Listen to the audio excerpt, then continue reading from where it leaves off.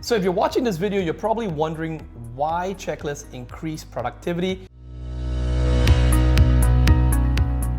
I have here with me Josh Spurrell, the author of the book, 100 Myths of Entrepreneurship versus the Chainsaw. And Josh is Canada's top leading business consultant. My name is Desmond Soon.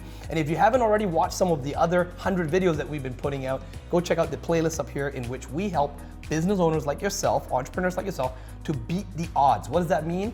See, 96% of entrepreneurs tend to fail and go bankrupt. Only 4% of them actually survive. So we are trying our best to help you be in that 4% or even higher.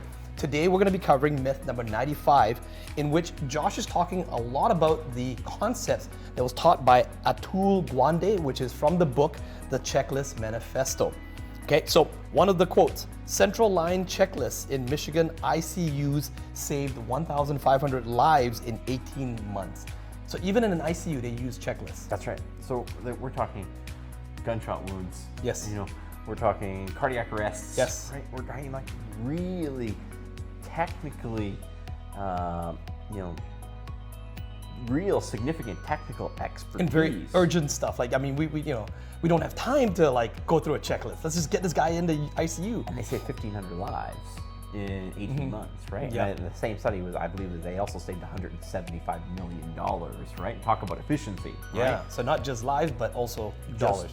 Just by implementing these checklists, right? Right. And business owners, we talked in the previous video about how do you sell on the phone and by email, right? And you do so by creating checklists, things that you couldn't think as quickly on the fly, right? Yep. Helps you scale it out, but go beyond that. Now we have the client, right? Yes. And now it's not just simplifying the onboarding process that maybe business owners can wrap their heads around. It's like, okay, I get how the onboarding process is a little more similar, but now we're into the meat of the work. I spent 10 years getting good at this, right? Yeah. How could you possibly systematize it? But you can, right? And a good checklist, it doesn't make a non-technician a technician. It just makes a good technician better, right?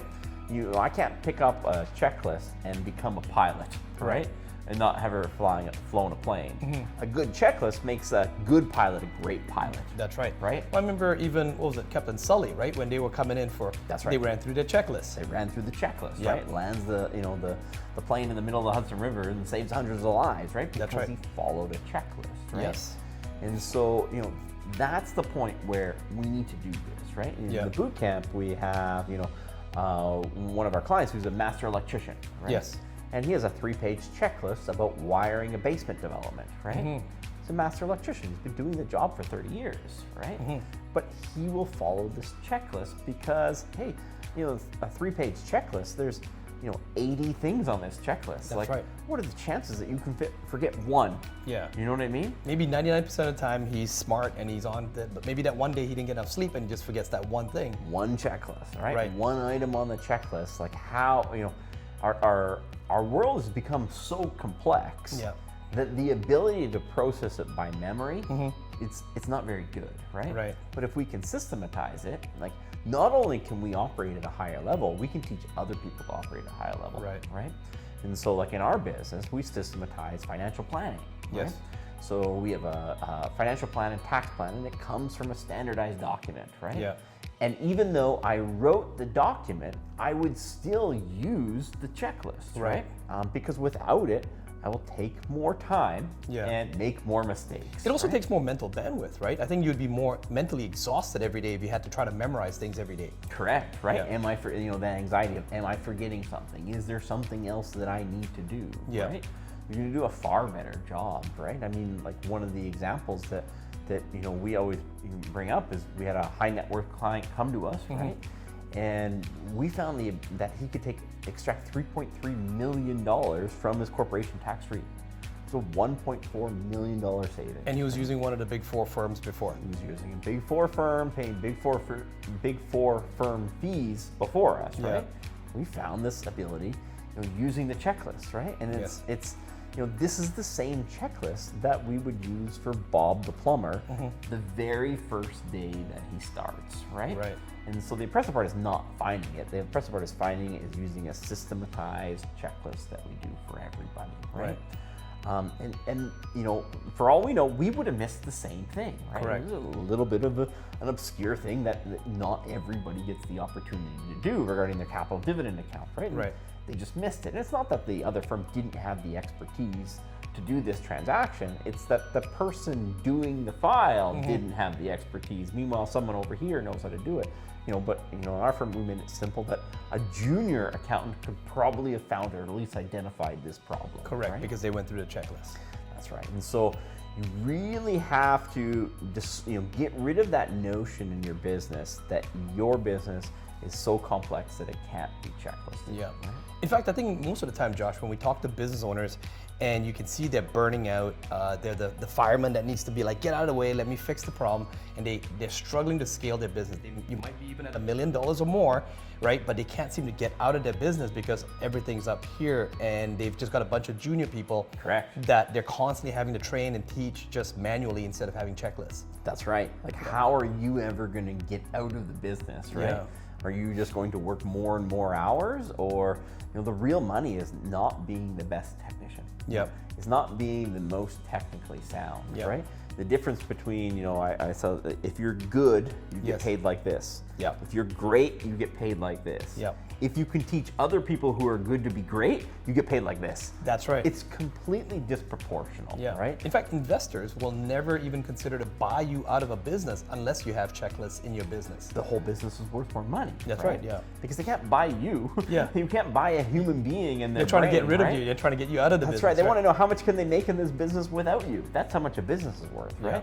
It's not how much you can make with you running it. It's how much could you make with someone inferior to the current owner running it, right? Yeah, following your checklist, which was all from here. That business is worth decidedly more, right? And Yeah. so people really need to understand that. And it's like, it takes some power away from the business owner a little bit. Yeah. It can be a little bit scary. It's like, man, I'm going to put exactly what I know on this piece of paper and someone else So as soon as steal it, right? We hear that all the time too. Like, what if I put on my checklist and then my staff steals it from me and goes ahead and competes against me? Yeah, and that's where it goes to something beyond that. Is most staff who will steal it are kind of lazy, and they'll execute it poorly anyway. That's so, right, yeah. So it's about you want to systematize it, and you want to be kind of a diligent executor. And you come up with good ideas, and B, you're better at executing the ideas than other people are. Yeah. So it doesn't really matter if someone steals it, because the chance that person is going to steal it and then out execute you should be very difficult. In fact, even if they know exactly how you did it,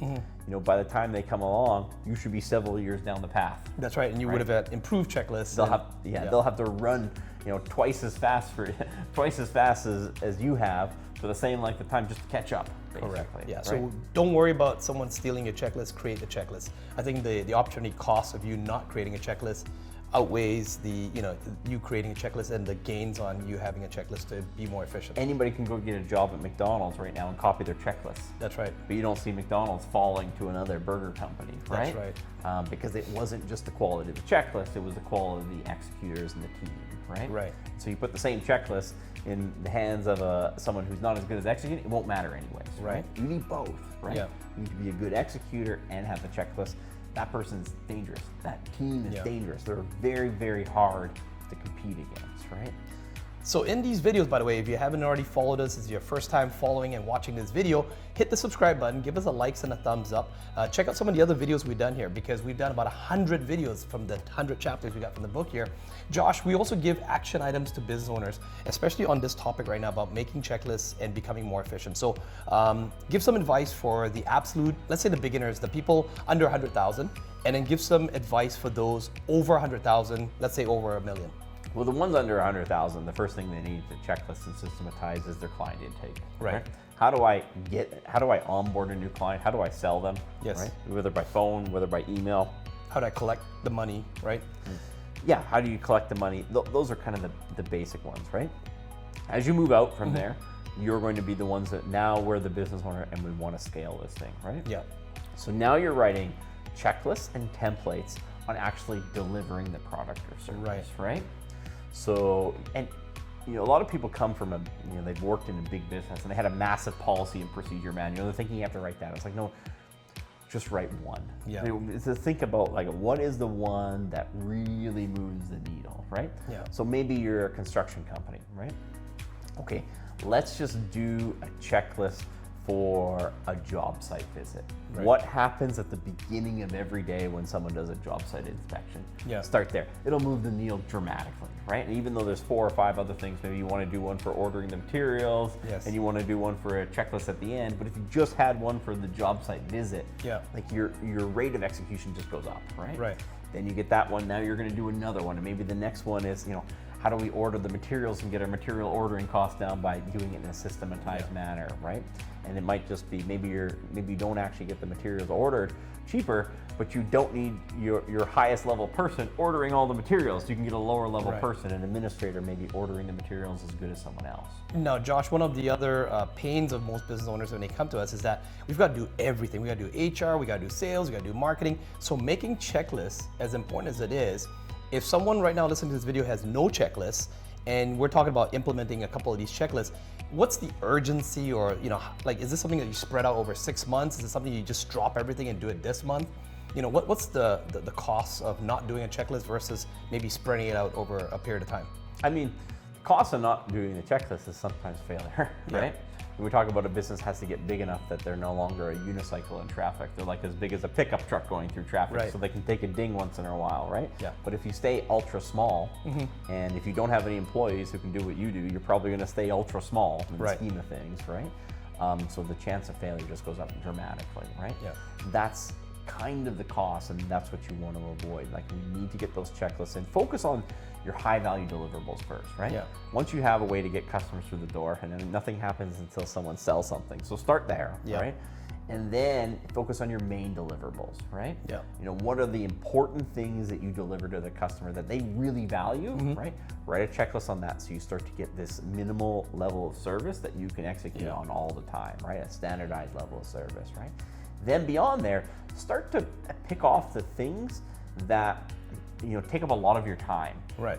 So if you're spending 10 hours a week on one particular thing, well, write a checklist on that thing first, and how can we get someone to take that off your hands, or at least do a portion of it. Delegate some of it, That right? 10 hours a week can now be done at 5 hours a week because you're able to delegate a little bit, right? Yeah, so investing the time to create that checklist actually buys you back some of that time. That's right. Right. So it becomes like it becomes a flywheel that speeds up, right? Because you invested in that checklist, but it paid you back time, right? Yeah. And it paid you back that time in perpetuity. Now you have more time to do even more checklists next time. Right, and that's why it's so important to create checklists to be more efficient. That's right. Right. Well, if you enjoyed this video and you want to find out more information, do comment below, ask us great questions, because Josh and myself do answer the questions, as well as also find out about the live bootcamp in which we meet hundreds of entrepreneurs live in person. Get a copy of the book, check out the other playlists, and we'll see you in the next video.